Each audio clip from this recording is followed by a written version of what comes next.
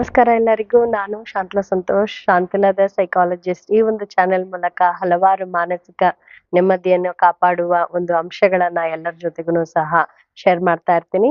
So ಈ ದಿನ ನೈಸರ್ಗಿಕವಾಗಿ ಸುಂದರವಾಗಿ ಕಾಣಲು ಏನ್ ಮಾಡ್ಬೇಕು ಅನ್ನುವ ಒಂದು ವಿಷಯದ ಮೇಲೆ ಕೆಲವು ಪ್ರಮುಖ ಅಂಶಗಳನ್ನ ನಿಮ್ ಜೊತೆಗೆ ಶೇರ್ ಮಾಡ್ತಾ ಇದ್ದೀನಿ.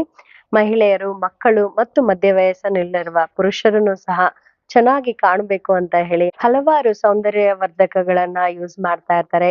ಆಮೇಲೆ ಬೇರೆಯವ್ರ ತರ ಅಂದ್ರೆ ಅವರು ಅಂದುಕೊಂಡಿರುವ ರೀತಿಯಲ್ಲಿ ಚೆನ್ನಾಗಿ ಕಾಣ್ಬೇಕು, ಸುಂದರವಾಗಿ ಕಾಣ್ಬೇಕು ಅನ್ನುವ ಒಂದು ಆಲೋಚನೆಯಲ್ಲಿ ದೇಹಕ್ಕೆ ಹೊಂದಲಾರದ ಒಂದು ವಸ್ತುಗಳನ್ನ ಉಪಯೋಗ ಮಾಡ್ತಾ ಇರ್ತಾರೆ, ಸೌಂದರ್ಯ ವರ್ಧಕಗಳನ್ನ ಉಪಯೋಗ ಮಾಡ್ತಾ ಇರ್ತಾರೆ. ಇದರಿಂದ ಹಲವಾರು ದೈಹಿಕ ಮತ್ತು ಮಾನಸಿಕ ಸಮಸ್ಯೆಗಳಿಗೆ ಹಲವು ತಿಂಗಳುಗಳಾದ್ಮೇಲೆ ಗುರಿ ಆಗ್ತಾ ಇರ್ತಾರೆ. ಅವರು ಅಂದುಕೊಂಡಿರುವ ಸೌಂದರ್ಯ ಕೆಲವೊಂದು ಸರಿ ಅಂದ್ರೆ ಅಂದವಾಗಿ ಅಷ್ಟು ಅಂದವಾಗಿ ಕಾಣದೇ ಇದ್ದಾಗ, ನಾನು ಇಷ್ಟೆಲ್ಲ ಪ್ರಯತ್ನವನ್ನ ಮಾಡ್ದೆ ಆದ್ರೂ ಸಹ ನನ್ನ ಒಂದು ದೇಹದ ಹೊರಗಿನ ಸೌಂದರ್ಯ ಚೆನ್ನಾಗಿ ಕಾಣ್ತಾ ಇಲ್ಲ ಅನ್ನುವ ಒಂದು ಉದ್ದೇಶಕ್ಕೆ ಹಲವಾರು ಮಹಿಳೆಯರು, ಮಕ್ಕಳು ಅವರು ಮಾನಸಿಕವಾಗಿ ಒಂದು ನೆಮ್ಮದಿಯನ್ನ ದೂರ ಮಾಡ್ಕೊಳ್ತಾ ಇದ್ದಾರೆ. ಮತ್ತು ಅದೇ ಒಂದು ಚಿಂತೆಯಲ್ಲಿ ಅಂದ್ರೆ ಇದೇ ಒಂದು ವಿಷಯದ ಮೇಲೆ ಆಲೋಚನೆಯನ್ನ ಸದಾ ಮಾಡ್ತಾ ಇರ್ತಾರೆ. ನಾವು ಚೆನ್ನಾಗ್ ಕಾಣ್ಬೇಕಂದ್ರೆ ಏನ್ ಮಾಡ್ಬೇಕು, ಈ ಒಂದು ವಿಷಯದ ಮೇಲೆನೆ ಆಲೋಚನೆ ಪ್ರತಿನಿತ್ಯ ಇರುತ್ತೆ. ಸೊ ಇದರಿಂದ ಹಲವಾರು ನಕಾರಾತ್ಮಕ ಒಂದು ಪರಿಣಾಮಗಳು ಅವರ ಒಂದು ಜೀವನದ ಮೇಲೆ ಬೀಳ್ತಾ ಇರತ್ತೆ. ಸೊ ಅವುಗಳನ್ನೆಲ್ಲ ನೋಡಿದಾಗ ಈ ಒಂದು ವಿಡಿಯೋ ಮೂಲಕ ಕೆಲವು ಅಂಶಗಳನ್ನ ಅಂದ್ರೆ ನೈಸರ್ಗಿಕವಾಗಿ ನಾವು ಸುಂದರವಾಗಿ ಕಾಣಲು ಏನ್ ಮಾಡ್ಬೇಕು, ನಾವು ಸುಂದರವಾಗಿ ಸಹಜವಾಗಿ ಕಾಣಲು ಏನ್ ಮಾಡ್ಬೇಕು ಅಂತ ನಾವು ಆಲೋಚನೆ ಮಾಡಿದಾಗ, ಮೊದಲನೆಯದಾಗಿ ನಮ್ಮ ಒಂದು ಮನಸ್ಸು ಸದೃಢ ಮತ್ತು ಆರೋಗ್ಯಪೂರಿತವಾಗಿ ನಾವು ರೂಪಿಸ್ಕೊಳ್ಬೇಕಾಗತ್ತೆ. ಇದರ ಜೊತೆಗೆ ಸರಿಯಾದ ಒಂದು ನಿದ್ದೆ, ಆಮೇಲೆ ಪೋಷಕಾಂಶ ಭರಿತ ಆಹಾರವನ್ನ ನಾವು ಸೇವನೆ ಮಾಡ್ಬೇಕಾಗತ್ತೆ.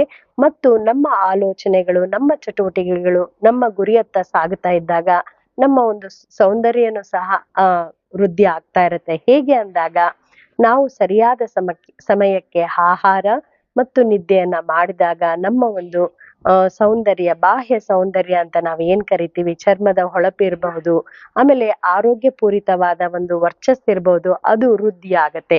ಸೊ ನಾವು ಎಷ್ಟೇ ಸೌಂದರ್ಯ ವರ್ಧಕಗಳನ್ನ ಕೆಲವೊಂದು ಸರಿ ಉಪಯೋಗ ಮಾಡಿದಾಗ ಅವುಗಳಿಂದ ಯಾವುದೇ ಒಂದು ಫಲಿತಾಂಶ ಸಿಗೋದಿಲ್ಲ.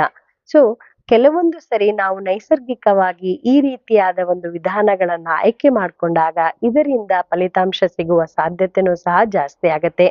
ಒಳ್ಳೆಯ ನಿದ್ದೆ, ಆಹಾರ ಮತ್ತು ಸದೃಢ ಮನಸ್ಸು, ಕೆಲವು ತಿಂಗಳುಗಳ ಕಾಲ ನಾವು ಇವುಗಳನ್ನ ರೂಢಿ ಮಾಡಿದಾಗ ನಮ್ಮ ಒಂದು ಸೌಂದರ್ಯ ವೃದ್ಧಿ ಆಗುವ ಒಂದು ಅವಕಾಶನೂ ಸಹ ಜಾಸ್ತಿ ಆಗಿರುತ್ತೆ. ಈ ಒಂದು ವಿಷಯಗಳನ್ನ ಗಮನದಲ್ಲಿಟ್ಕೊಂಡಿರಿ. ಮನೆಯಲ್ಲಿರುವ ಎಲ್ಲರಿಗೂ ಸಹ ಇದು ಉಪಯೋಗ ಆಗುತ್ತೆ. ಈ ಒಂದು ವಿಷಯದ ಬಗ್ಗೆ ಹಲವಾರು ತಿಂಗಳವರೆಗೆ ಆಲೋಚನೆ ಮಾಡ್ತಾ ಇರ್ತಾರೆ. ದೈಹಿಕ ಸೌಂದರ್ಯ ಮತ್ತು ಮಾನಸಿಕ ನೆಮ್ಮದಿಯನ್ನು ಸಹ ದೂರ ಮಾಡ್ಕೊಳ್ತಾ ಇದ್ದಾರೆ. ಈ ವಿಷಯ ಹೇಗಿತ್ತು ಅನ್ನೋದನ್ನ ನೀವು ನನಗೆ ಕಮೆಂಟ್ ಮೂಲಕ ತಿಳಿಸಿ. ಮತ್ತೆ ಮುಂದಿನ ಸತಿ ಒಂದು ಒಳ್ಳೆಯ ವಿಷಯದ ಜೊತೆ ನಿಮ್ ಮುಂದೆ ಇರ್ತೀನಿ. ಅಲ್ಲಿವರೆಗೂ ನಮಸ್ಕಾರಗಳು.